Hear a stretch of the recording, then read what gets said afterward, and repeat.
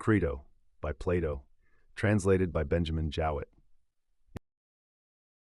In Plato's Crito, Socrates faces execution for his beliefs. His friend Crito proposes an escape plan, emphasizing the injustice of the sentence and potential harm to Socrates' family. However, Socrates declines, prioritizing his duty to obey the law. He argues that escaping would be unjust and detrimental to his soul. This dialogue delves into the complexities of justice, civic duty, and the conflict between personal morality and societal obligations. Crito persons of the dialogue: Socrates, Crito, the prison of Socrates. Why have you come at this hour, Crito? It must be quite early. Yes, certainly. What is the exact time? The dawn is breaking. I wonder that the keeper of the prison would let you in. He knows me, because I often come, Socrates. Moreover, I have done him a kindness. And are you only just arrived? No, I came some time ago. Then why did you sit and say nothing, instead of at once awakening me? I should not have liked myself, Socrates, to be in such great trouble and unrest as you are. Indeed, I should not. I have been watching with amazement your peaceful slumbers, and for that reason I did not awake you, because I wished to minimize the pain. I have always thought you to be of a happy disposition, but never did I see anything like the easy, tranquil manner in which you bear this calamity. Why, Crito, when a man has reached my age, he ought not to be repining at the approach of death. And yet other old men find themselves in similar misfortunes, and age does not prevent them from repining. That is true, but you have not told me why you come at this early hour. I come to bring you a message which is sad and painful, not, as I believe, to yourself, but to all of us who are your friends, and saddest of all to me. What? Has the ship come from Delos, on the arrival of which I am to die? Crito?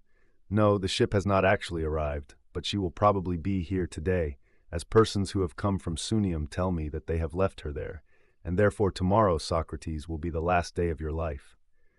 Very well, Crito. If such is the will of God, I am willing, but my belief is that there will be a delay of a day. Why do you think so? I will tell you. I am to die on the day after the arrival of the ship? Yes, that is what the authorities say. But I do not think that the ship will be here until tomorrow. This I infer from a vision which I had last night, or rather only just now, when you fortunately allowed me to sleep. And what was the nature of the vision? There appeared to me the likeness of a woman, fair and comely, clothed in bright raiment, who called to me and said, "O Socrates, Crito, what a singular dream, Socrates! There can be no doubt about the meaning, Crito, I think. Yes, the meaning is only too clear. But oh, my beloved Socrates, let me entreat you once more to take my advice and escape. For if you die, I shall not only lose a friend who can never be replaced, but there is another evil.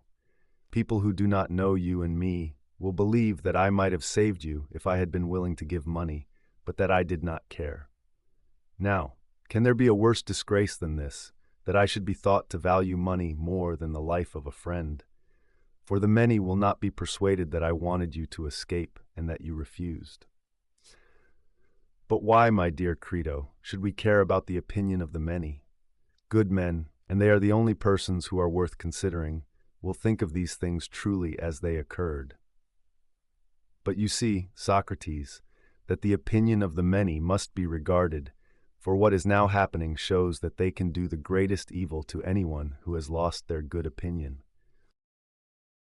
Socrates, I only wish it were so, Crito, and that the many could do the greatest evil, for then they would also be able to do the greatest good. And what a fine thing this would be! But in reality they can do neither, for they cannot make a man either wise or foolish, and whatever they do is the result of chance. Well, I will not dispute with you, but please to tell me, Socrates, whether you are not acting out of regard to me and your other friends. Are you not afraid that if you escape from prison, we may get into trouble with the informers for having stolen you away, and lose either the whole or a great part of our property, or that even a worse evil may happen to us? Now, if you fear on our account, be at ease, for in order to save you, we ought surely to run this, or even a greater risk. Be persuaded then, and do as I say. Yes, Crito, that is one fear which you mention, but by no means the only one. Fear not. There are persons who are willing to get you out of prison at no great cost. And as for the informers, they are far from being exorbitant in their demands. A little money will satisfy them. My means, which are certainly ample, are at your service, and if you have a scruple about spending all mine, here are strangers who will give you the use of theirs. And one of them, Simmias the Theban, has brought a large sum of money for this very purpose. And Cebes and many others are prepared to spend their money in helping you to escape. I say, therefore, do not hesitate on our account, and do not say, as you did in the court 4, that you will have a difficulty in knowing what to do with yourself anywhere else. For men will love you in other places to which you may go, and not in Athens only. There are friends of mine in Thessaly, if you like to go to them, who will value and protect you, and no Thessalian will give you any trouble. Nor can I think that you are at all justified, Socrates, in betraying your own life when you might be saved. In acting thus, you are playing into the hands of your enemies, who are hurrying on your destruction. And further, I should say that you are deserting your own children, for you might bring them up and educate them, instead of which you go away and leave them, and they will have to take their chance. And if they do not meet with the usual fate of orphans, there will be small thanks to you. No man should bring children into the world who is unwilling to persevere to the end in their nurture and education. But you appear to be choosing the easier part, not the better and manlier, which would have been more becoming in one who professes to care for virtue in all his actions like yourself. And indeed, I am ashamed not only of you, but of us who are your friends, when I reflect that the whole business will be attributed entirely to our want of courage. The trial need never have come on, or might have been managed differently, and this last act, or crowning folly, will seem to have occurred through our negligence and cowardice, who might have saved you if we had been good for anything, and you might have saved yourself, for there was no difficulty at all. See now, Socrates, how sad and discreditable are the consequences, both to us and you. Make up your mind then, or rather have your mind already made up, for the time of deliberation is over, and there is only one thing to be done, which must be done this very night, and, if we delay at all, will be no longer practicable or possible. I beseech you, therefore, Socrates, be persuaded by me, and do as I say. Socrates, dear Crito, your zeal is invaluable, if a right one. But if wrong, the greater the zeal, the greater the danger. And therefore we ought to consider whether I shall or shall not do as you say. For I am and always have been one of those natures who must be guided by reason, whatever the reason may be, which upon reflection appears to me to be the best.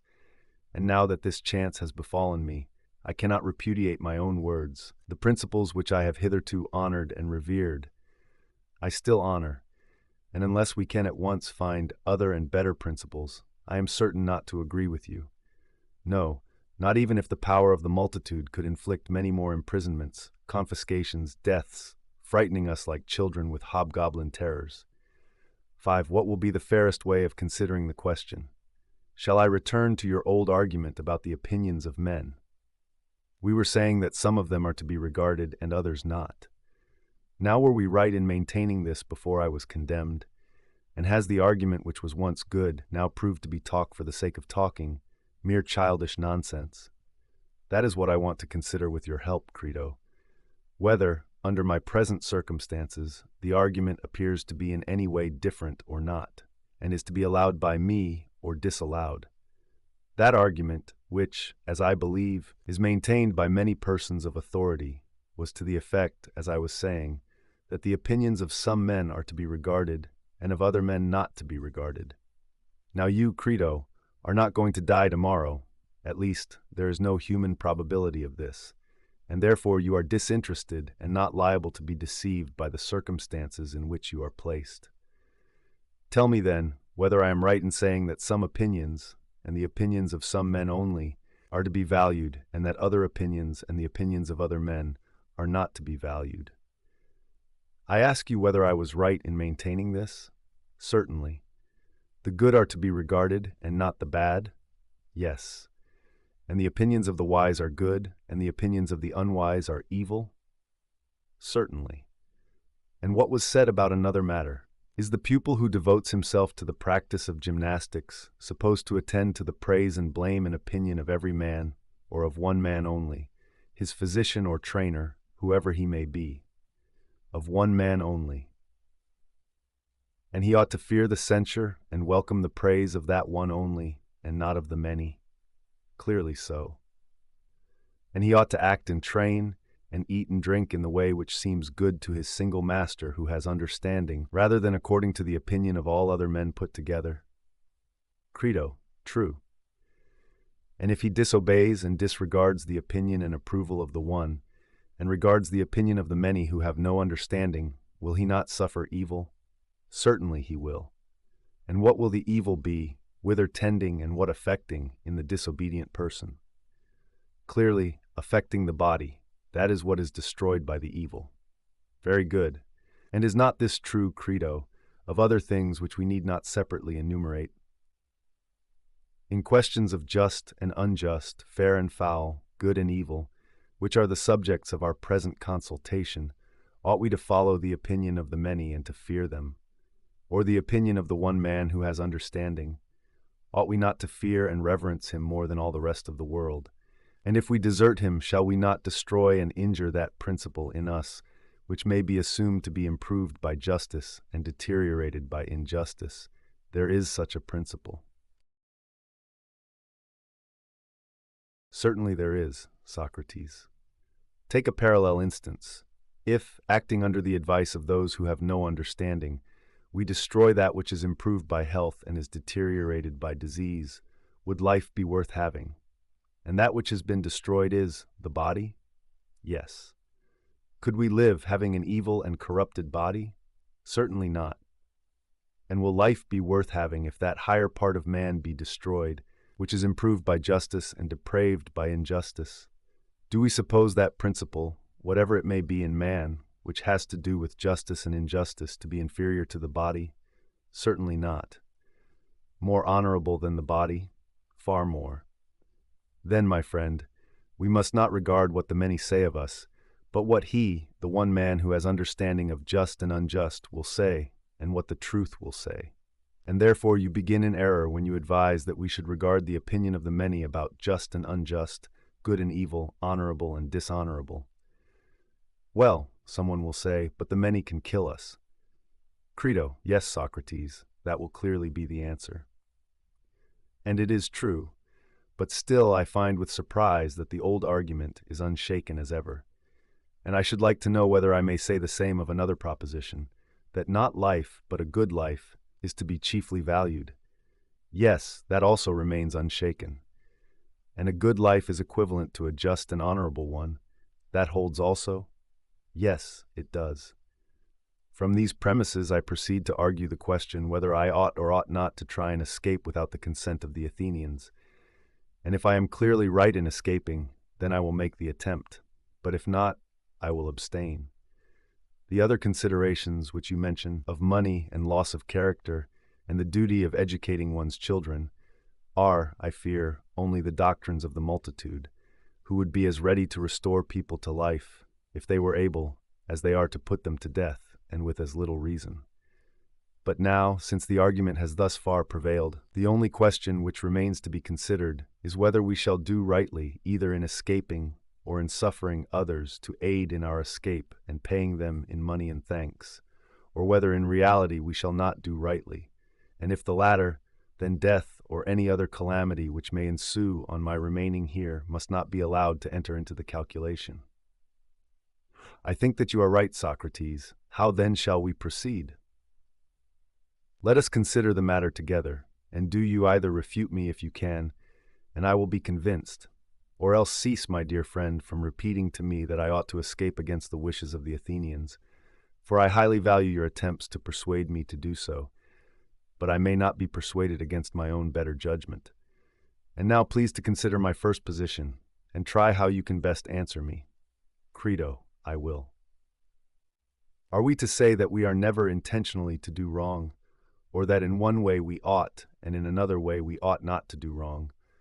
Or is doing wrong always evil and dishonorable, as I was just now saying, and as has been already acknowledged by us? Are all our former admissions which were made within a few days to be thrown away? And have we at our age been earnestly discoursing with one another all our life long, only to discover that we are no better than children? Or, in spite of the opinion of the many, and in spite of consequences whether better or worse, shall we insist on the truth of what was then said, that injustice is always an evil and dishonor to him who acts unjustly? Shall we say so or not? Yes. Then we must do no wrong? Certainly not. Nor, when injured, injure in return as the many imagine, for we must injure no one at all? Clearly not. Again, Crito, may we do evil? Surely not. And what of doing evil in return for evil, which is the morality of the many? Is that just or not? Not just. For doing evil to another is the same as injuring him? Very true. Then we ought not to retaliate or render evil for evil to anyone, whatever evil we may have suffered from him. But I would have you consider, Crito, whether you really mean what you are saying. For this opinion has never been held, and never will be held, by any considerable number of persons, and those who are agreed and those who are not agreed upon this point have no common ground, and can only despise one another when they see how widely they differ. Tell me, then, whether you agree with and assent to my first principle, that neither injury nor retaliation nor warding off evil by evil is ever right. And shall that be the premise of our argument? Or do you decline and dissent from this? For so I have ever thought and continue to think, but if you are of another opinion, let me hear what you have to say. If, however, you remain of the same mind as formerly, I will proceed to the next step. Crito, you may proceed, for I have not changed my mind. Then I will go on to the next point, which may be put in the form of a question. Ought a man to do what he admits to be right, or ought he to betray the right? He ought to do what he thinks right. But if this is true, what is the application? In leaving the prison against the will of the Athenians, do I wrong any? Or rather, do I not wrong those whom I ought least to wrong? Do I not desert the principles which were acknowledged by us to be just? What do you say? Crito, I cannot tell, Socrates, for I do not know. Then consider the matter in this way. Imagine that I am about to play truant. You may call the proceeding by any name which you like, and the laws and the government come and interrogate me. Tell us, Socrates, they say, what are you about? Are you not going by an act of yours to overturn us, the laws, and the whole state, as far as in you lies? Do you imagine that a state can subsist and not be overthrown, in which the decisions of law have no power, but are set aside and trampled upon by individuals? What will be our answer, Crito, to these and the like words? Anyone, and especially a rhetorician, will have a good deal to say on behalf of the law which requires a sentence to be carried out. He will argue that this law should not be set aside, and shall we reply, yes, but the state has injured us and given an unjust sentence? Suppose I say that?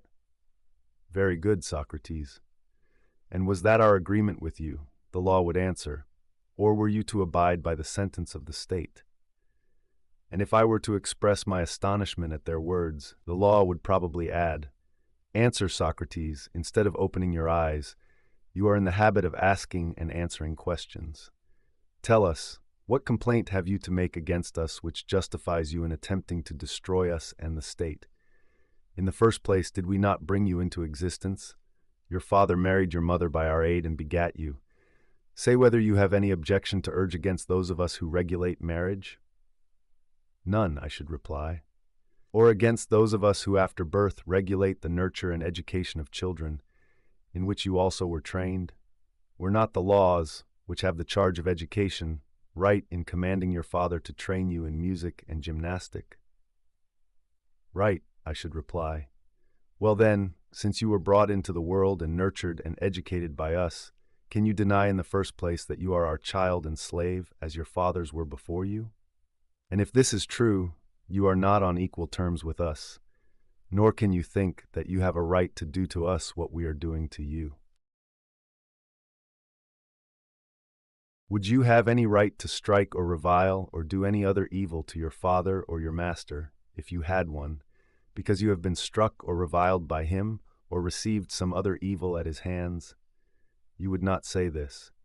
And because we think right to destroy you, do you think that you have any right to destroy us in return, and your country as far as in you lies?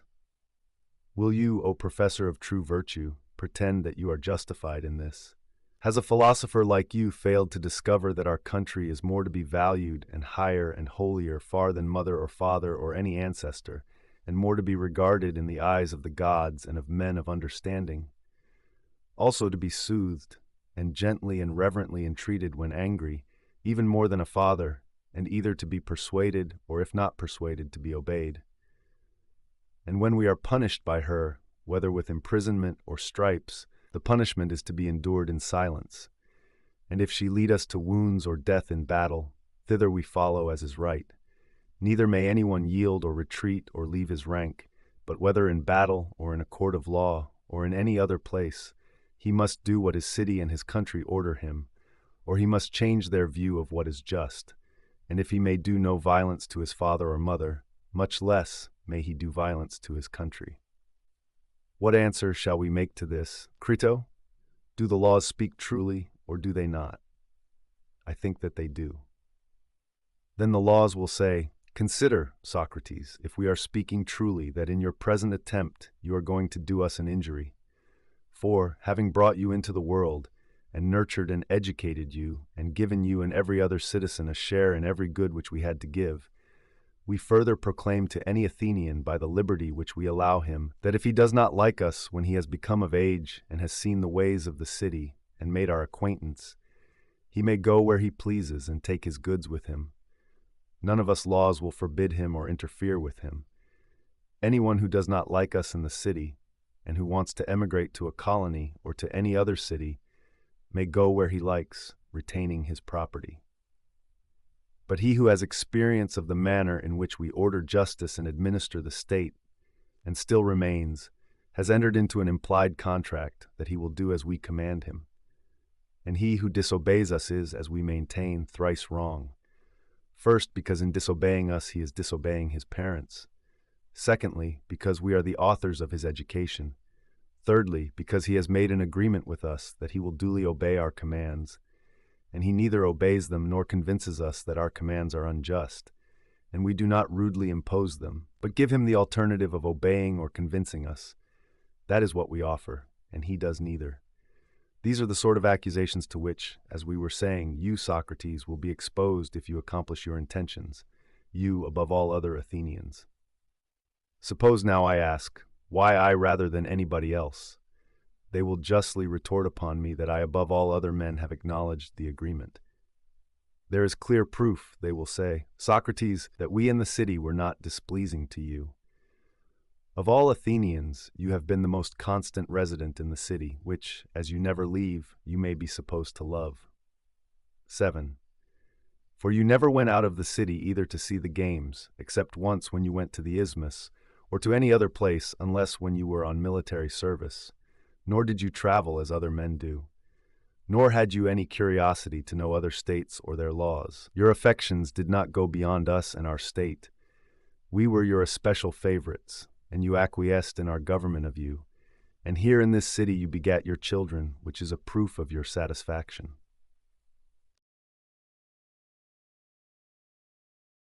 Moreover, you might, in the course of the trial, if you had liked, have fixed the penalty at banishment. The state which refuses to let you go now would have let you go then. But you pretended that you preferred death to exile, 8, and that you were not unwilling to die. And now you have forgotten these fine sentiments, and pay no respect to us, the laws, of whom you are the destroyer, and are doing what only a miserable slave would do, running away and turning your back upon the compacts and agreements which you made as a citizen. And first of all, answer this very question. Are we right in saying that you agreed to be governed according to us in deed, and not in word only? Is that true or not? How shall we answer, Crito? Must we not assent? We cannot help it, Socrates. Then will they not say, you, Socrates, are breaking the covenants and agreements which you made with us at your leisure, not in any haste or under any compulsion or deception, but after you have had 70 years to think of them, during which time you were at liberty to leave the city, if we were not to your mind, or if our covenants appeared to you to be unfair. You had your choice, and might have gone either to Lacedaemon or Crete, both which states are often praised by you for their good government, or to some other Hellenic or foreign state. Whereas you, above all other Athenians, seem to be so fond of the state, or, in other words, of us, her laws, and who would care about a state which has no laws, that you never stirred out of her. The halt, the blind, the maimed were not more stationary in her than you were. And now you run away and forsake your agreements. Not so, Socrates, if you will take our advice. Do not make yourself ridiculous by escaping out of the city.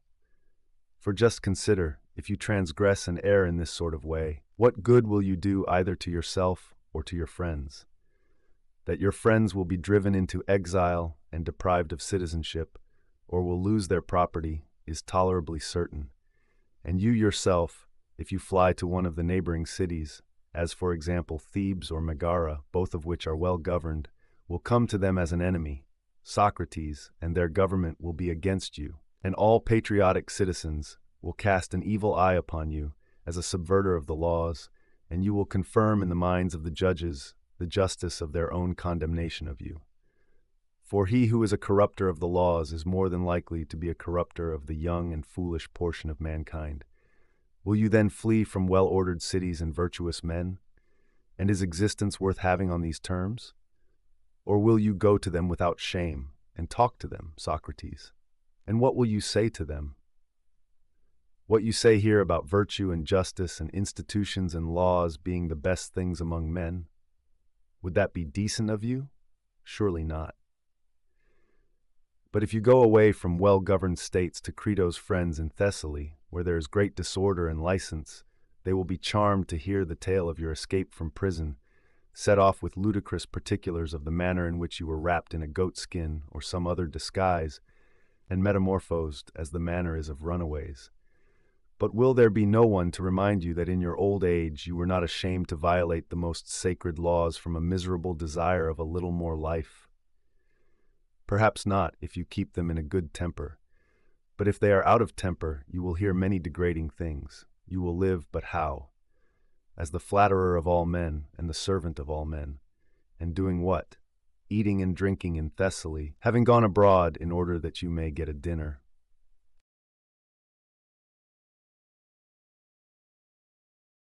And where will be your fine sentiments about justice and virtue? Say that you wish to live for the sake of your children. You want to bring them up and educate them. Will you take them into Thessaly and deprive them of Athenian citizenship?